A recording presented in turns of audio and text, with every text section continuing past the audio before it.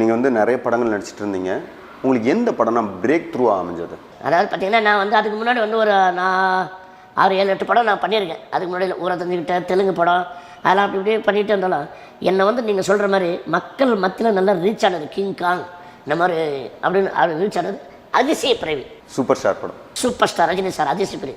அதில் தான் என்ன பண்ணீங்கன்னா, ரஜினி சார் வந்து கட்டில் படுத்துருப்பாரு, நான் பிரேக் டான்ஸ் ஆடுவேன், இப்படி ஆடுவேன், இப்படிலாம் இந்த இதெல்லாம் அப்படியே டான்ஸ் ஆடுவேன். அப்படி ஞாபகம் வச்சுருக்கீங்களா சார்?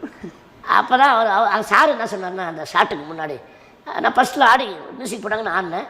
அப்படின்னா நல்லா இருக்கேன் கிங்காங், நான் வந்து மியூசிக் ஓடிக்கிட்டே இருக்கேன், நான் கட் பண்ணுவேன், மியூசிக் நின்னோடனே நீ அப்படியே நில்லு, அந்த போஸ்ட்லேயே நில்லு, அந்த மாதிரி கட் பண்ணி எப்படி இருக்குது பார்க்கலாம் அப்படின்னாரு.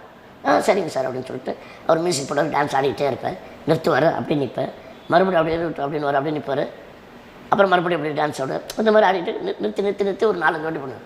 நல்லா பாராட்டினார், சூப்பராக இருக்குது. நீங்கள் அவரை பார்த்து நிற்க மாட்டீங்க, கேமரா பார்த்து நிற்பீங்க. ஆமாம், அவர் வந்து சார் வந்து நான் அப்படி கரெக்டாக கண்டுபிடிச்சிங்க அதுதான். ஆனால் அவர் எப்போ நிறுத்துறாருன்னு எனக்கு எப்படி தெரியும்? நம்ம நேரடியாக நம்மனா அவர் நிறுத்துறாருன்னு நிற்பேன். ஆனால் அந்த ஒரு அந்த இதுதான் அந்த சவுண்ட் இருக்கு தெரியுமா, அந்த சவுண்டில் தான் அப்படி நிற்பேன் நான். ஒரு இதுதான் அது.